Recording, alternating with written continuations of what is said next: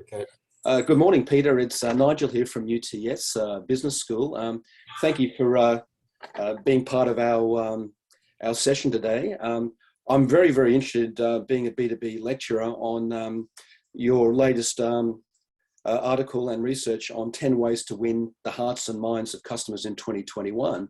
So I was just very keen to get your perspective on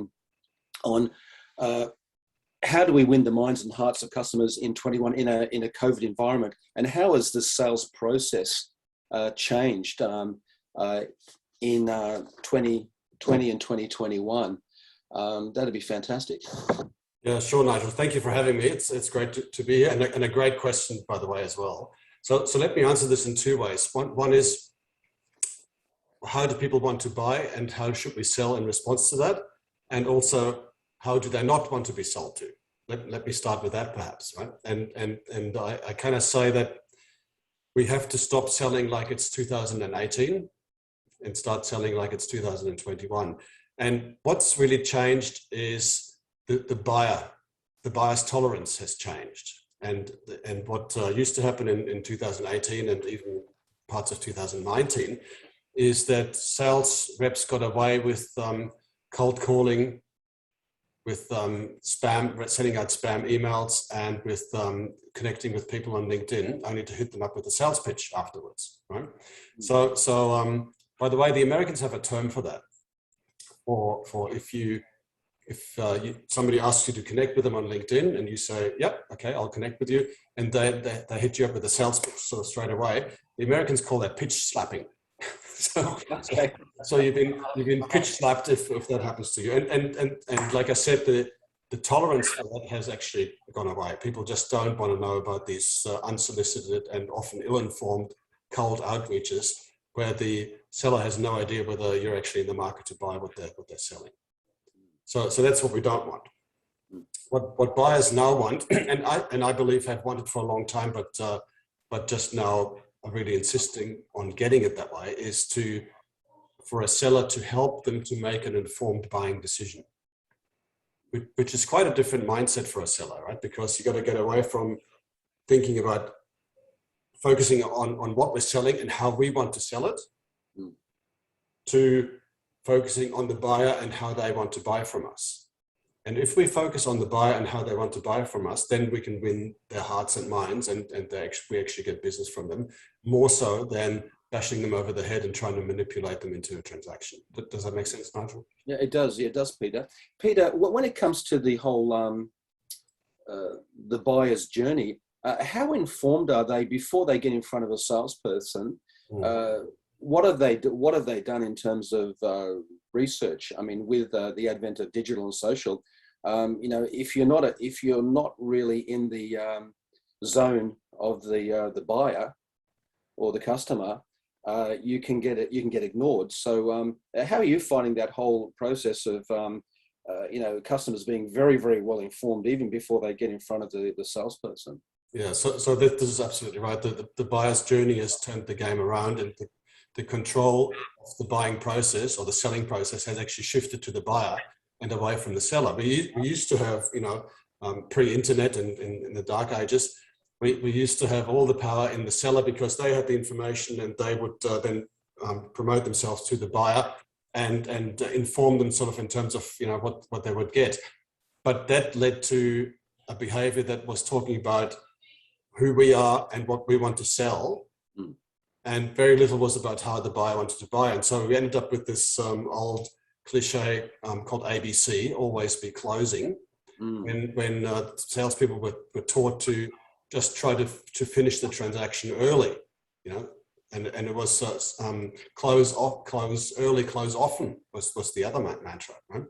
But that's all turned up on its head through the internet, because now people don't like to run out to a vendor and get them to inform them about what they can have. People like to do their own research online because they can now.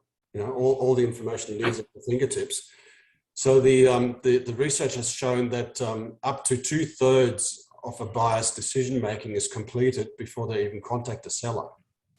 And the other thing is that by that stage, by the time that they contact a seller, they have gathered so much information on the product or the services that they're looking at, that often the buyer knows more about the product or service than the seller does.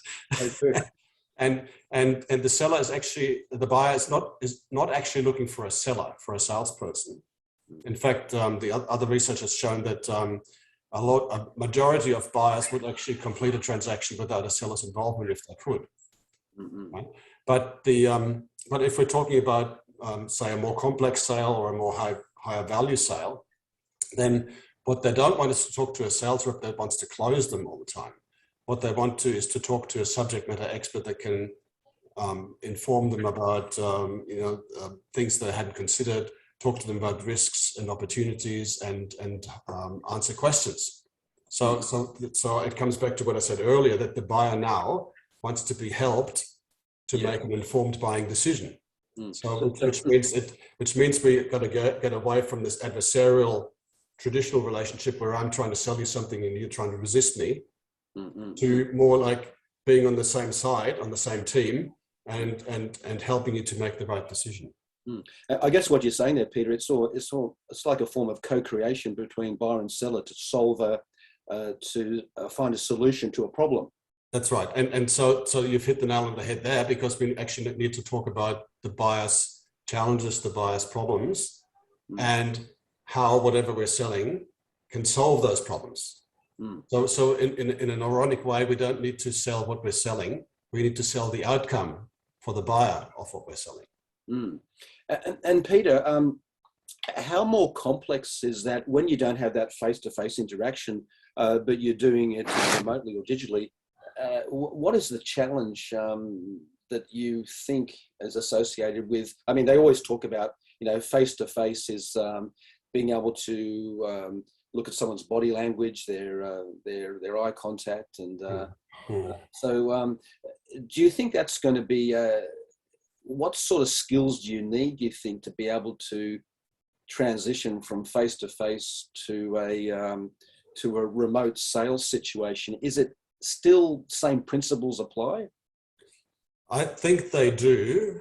So I don't think the way that we need to sell, I think selling has to change, as I outlined earlier, but I think the buyer still wants value. So the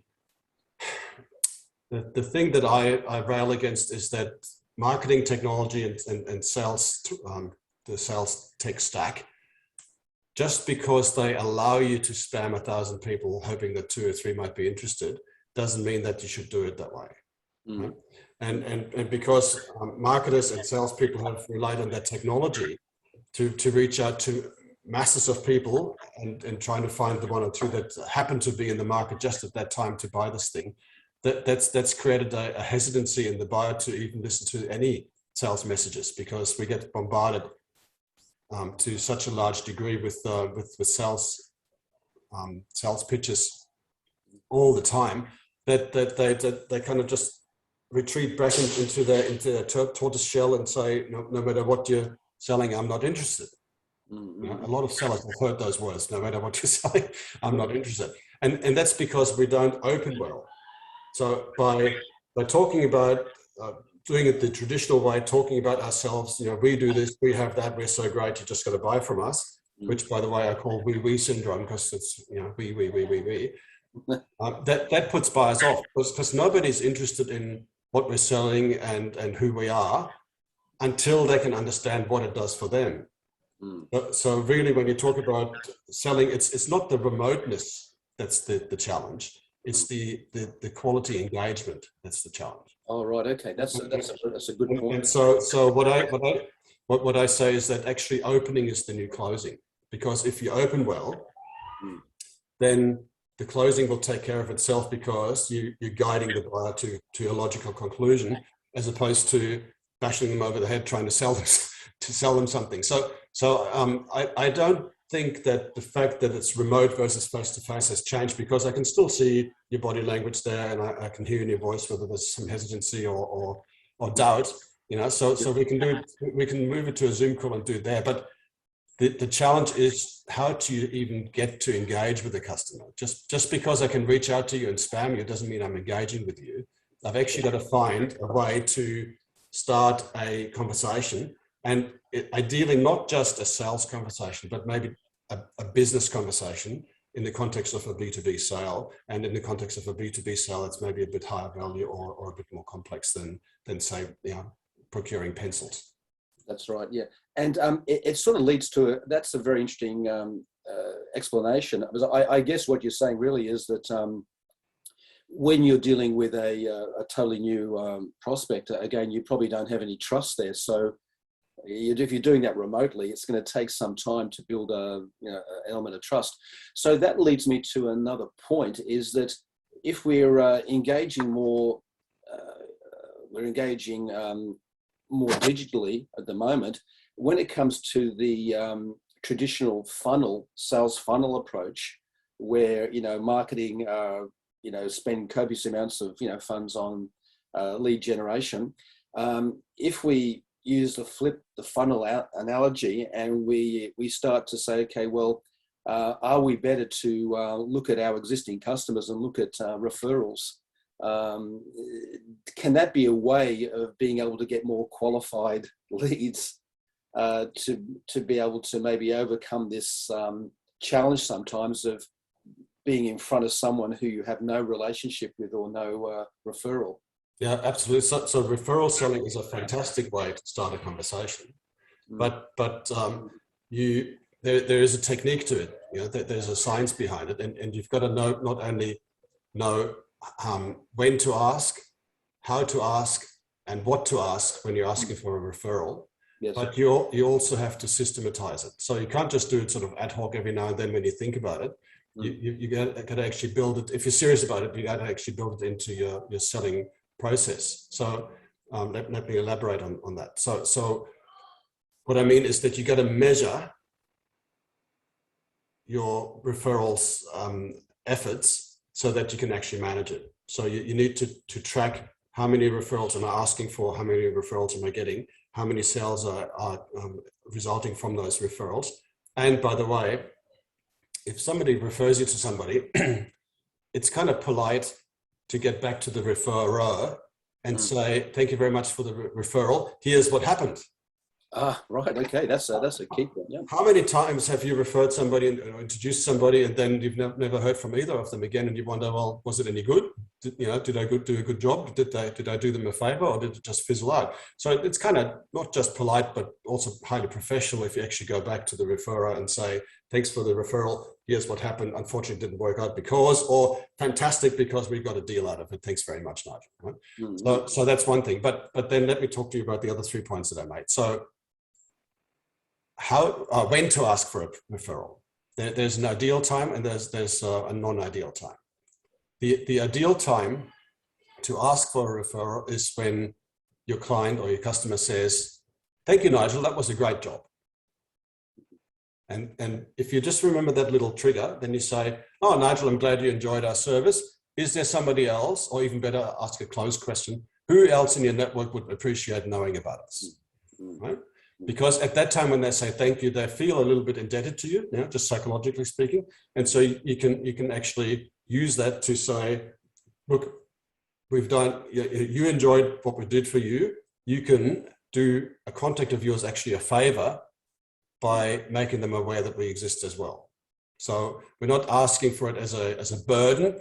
We're actually promoting it as, you're doing a contact a favor by introducing us because you had such a good experience, and you want them to have a good experience as well. So that's when to ask. Then there is the question of how to ask. and the how to ask is not to say, look, could you refer us?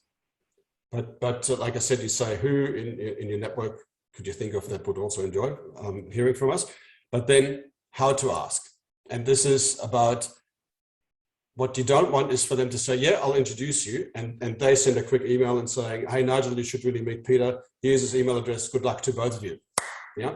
Wipe my hands of it. And then I've done. It's a bit like, remember the childhood game when you used to walk up to an apartment building and press all the bells on the bell button and run away. It's a bit like that, ringing the bell and running away.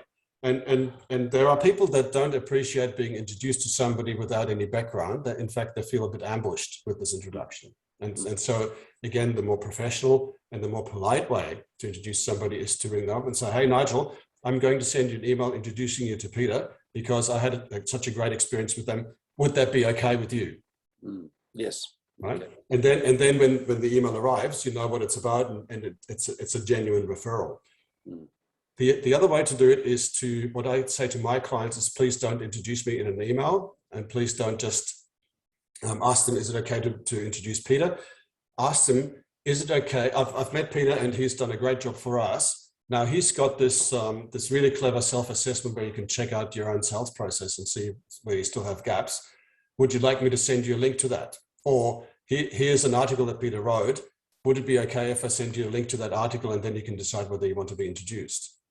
So ask for permission for the referral. Yeah. Oh yeah, that's a good. That's a very, very, very important tip. Thanks, Peter. That's great. My pleasure. The other thing I wanted to mention also is that when it comes to buyers, there's interesting. There's lots of reports about the millennials. We're the boomers, and we've got the millennials here now, and quite obviously they rely on a lot of digital social media. How do you think is that a challenge? And I guess it's a challenge and an opportunity for B2B organisations to recognise that the buying process it's now being made up of more millennials who are quite digitally savvy and are actually, as you mentioned earlier, are very much advanced in the sales process before they get in front of a salesperson. How do you see that? Okay, so a lot of people, not just millennials, they don't actually like to speak to salespeople. In fact, they don't like to speak on the phone at all. They're so used to doing everything on social media that they don't actually want to pick up the phone. I can see this in my own kids. So when my eldest son was trying to get his COVID shot, he was horrified he had to ring the pharmacy to make an appointment. He'd rather go to a website and make a booking there than to speak to a real person that he's not friends with. So sellers need to take this into consideration that firstly, they don't want to be sold to. Secondly, they don't like speaking to a real person. They want to do their own research and they prefer to transact online rather than face-to-face or in sort of any sort of person-to-person context. So sellers need to actually not only make it easy to transact with them online, they need to also make themselves highly visible online so that the buyers can find them.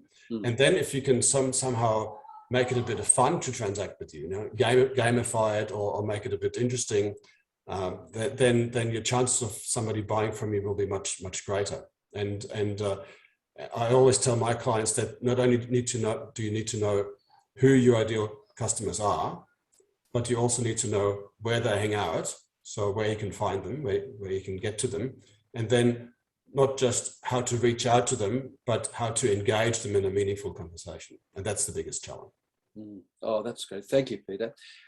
Peter, just to finish off, my last question really is, as we move out of COVID, what would be your message to, say, professional salespeople or people wanting to get into the professional sales area?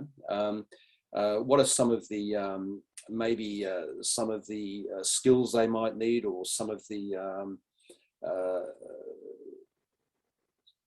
sort of attitude change they need moving forward? Have you any tips there? Yeah, I do.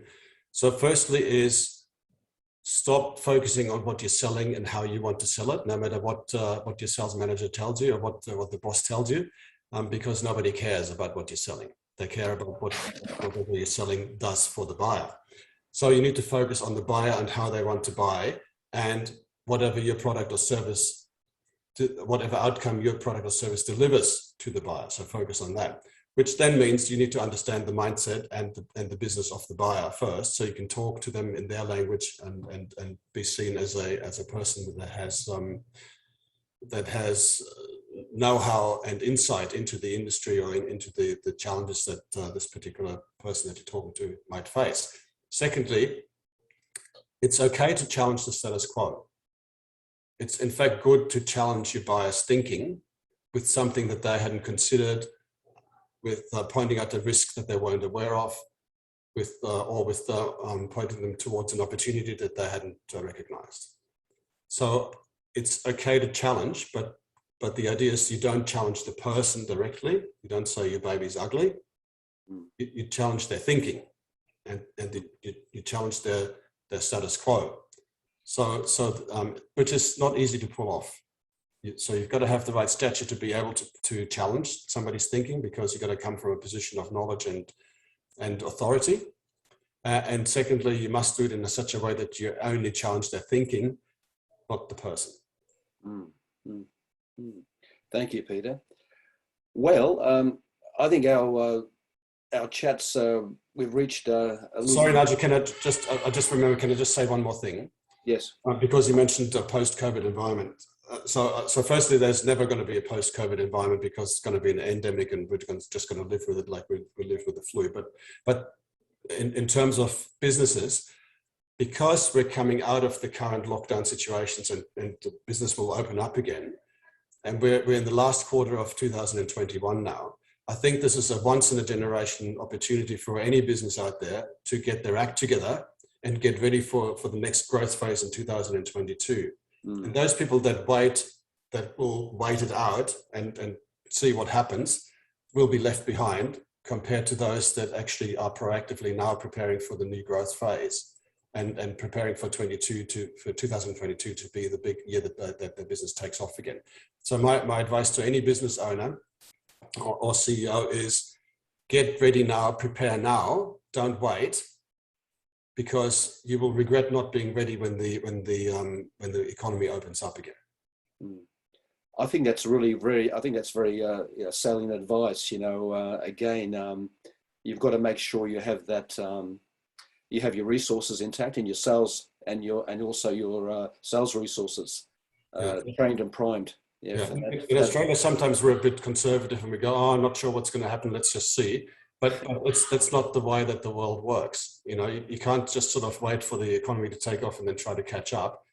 You'll miss out on so much business. You'd be much better off being prepared right now. And now is the ideal time to prepare, because you got the next 3 months before 2022 is starting. Thanks, Peter. Well, on behalf of UTS and B2B Whiteboard, I'd like to thank Peter Strohkorb, who's the International Sales Acceleration Specialist Advisor. And if you'd like more contact with Peter, we'll have some links. So please feel free to contact Peter or myself. But Peter is he's the specialist. So thank you so much again, Peter, for your time and great insights. Yeah, thank you, Nigel, and thanks to UTS for having me on board. Great.